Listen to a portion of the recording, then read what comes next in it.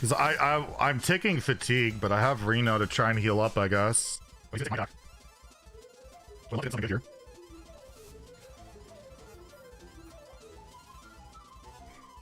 Can swap back? This is 5 mana. Like, just, the game's literally 24 hours later. Game's over. They're just trying to make the most broken shit possible now. I feel like they're on an end game plan. It's just about making as broken shit as possible to sell the last few packs they can. And then they're just gonna call it shop. Because I feel like they've just completely have stopped thinking about like balance at all. Let's get salty! Hey everyone, Zeddy here again today with a brand new video, and I don't know if we're at 28k as of this going live, recording this a bit of a day early so I can try and, you know, get some rest. But if we hit 28,000 subs, thank you very much, and if we're not there, I'm sure we'll get there soon, so thank you anyways for hitting the button. But today I wanted to go over a topic it's another thing we keep talking about on stream. We've been talking a lot of stuff on stream. I guess playing those Dormo decks will make a person, you know, really explore their sanity and like why they're doing this and why they're playing this game right now and playing a lot of Wild. And I wanted to go over the topic of cards that make me worried about Hearthstone's future. It makes me worry about the design of like the direction of the game, and in particular basically cards that make the game unfun to play, at least when you're facing these cards. And I see the argument for a lot of these cards are typically, well, the card's not that great, it's not that great, it's not that great in the meta, it won't make you feel that bad on average. The problem is they're all really close to being very good, and if there's a card in the game that could be very good that makes the game really bad and unfun, it's kind of a problem, because it might eventually be good, and then why do you want to add games or cards into the game that just make the player experience worse? So we've brought up an example of this many times. We made a video about Ticketus, how that can be the thing, deletes your deck for almost nothing, just a 6-mana 8/8 that deletes your cards. That feels bad. We've talked about Oh My Yogg, and how that counterplay is super frustrating, where you're basically rolling the dice. You can try and play around it with a coin, like I've heard people say, but you can get a forbidden spell, lose your turn, you can sacrifice your own minion and lose the game. Whereas a counter spell, which costs 3 times the amount, you at least know your spell is dead and that's it. You don't have to worry about screwing yourself. And again, terrible experience. But there's a trend here. There are a bunch of cards in the game that I feel qualify as this, and that make me worry that they're at least with the card design of direction of things, that they're losing the plot. They're losing the reasoning behind why Hearthstone is fun to play. Like, a lot of these cards just seem mean or just not in the good spirit of the game. They're about high rolling and creating these high roll, frustrating experiences that just aren't good, or literally locking your opponent out of the game. So let's go into the examples I want to talk about. And I won't include wild cards because they're in wild. I could talk about, the whole Dark Glare Warlock, the Raza Priests of the world. We all know that Blizzard doesn't really give a damn about wild and balance or even anything going on there, unless they want us to pretend that they do for a second, but then keep doing the same thing that they've been doing for the past, I don't know how many years. So let's talk about the standard cards. And first is Incanter's Flow. For some reason, Incanter's Flow has not been nerfed yet, and it is still the bane of my existence, or everything, my Hearthstone existence and frustration whenever I face a mage. In Wild, it's really bad because you couple Incanter's Flow with Sorcerer's Apprentice, and it just creates the most broken, unfun experience you can imagine. But even in Standard, where your opponent coins Incanter's Flow, it is still one of the most powerful plays in the game you can make, and if they don't have it, you don't really lose, and it doesn't matter. It's a card that creates a polarizing frustration where your opponent will be frustrated if they don't draw it because they're going to lose, and you get frustrated if they play it because, well, they played one card, so you're probably going to lose, despite the fact they didn't really do anything to earn that victory. They drew their broken high roll card that makes their Springwater unnerfed, or actually 3 mana and gain mana again, negating the whole point of that nerf in the first place. And I still am bitter about it and don't understand it and will complain about it because that's what I do. But yeah, Incanter's Flow is one of those cards that will only get better as more spells are put into the game, more combinations with spells get put in the game.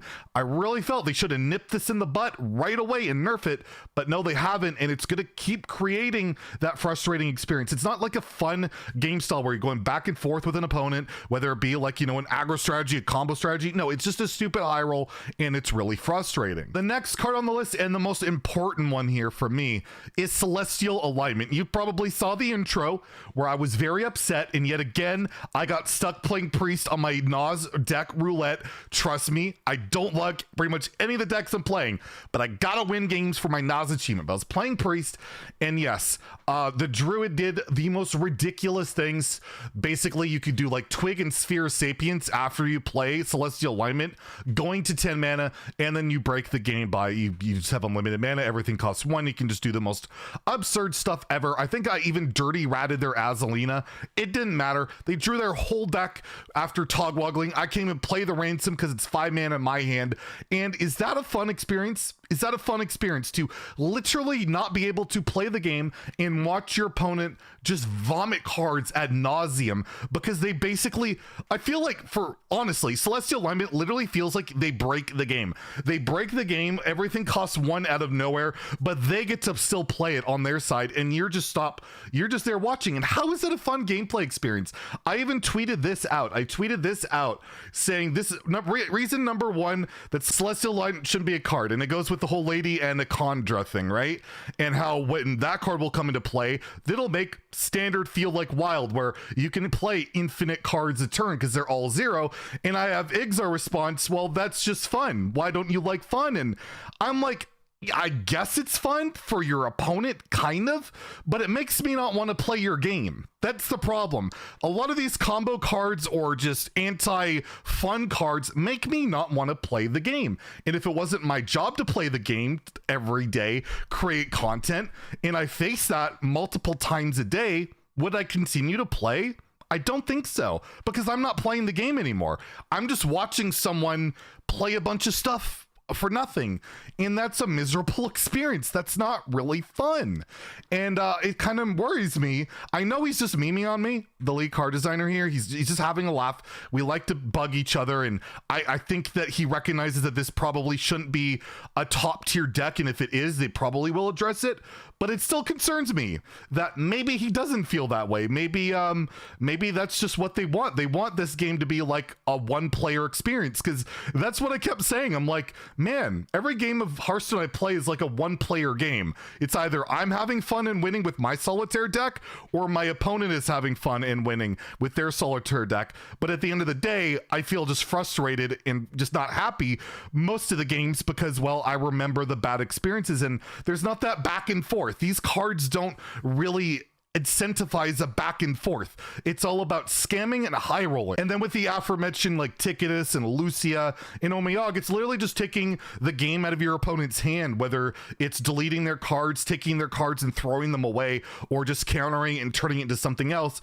It's all about taking what's fun about Hearthstone, which is playing your cards, playing your strategy, and negating it entirely. I'm not against all counterplay. Like, I'm totally fine with a card like Dirty Rat, which can rat a minion. It can be frustrating, but it's something you can reasonably play around, as will be the new Murloc introduced. I'm fine with that. It's very expensive.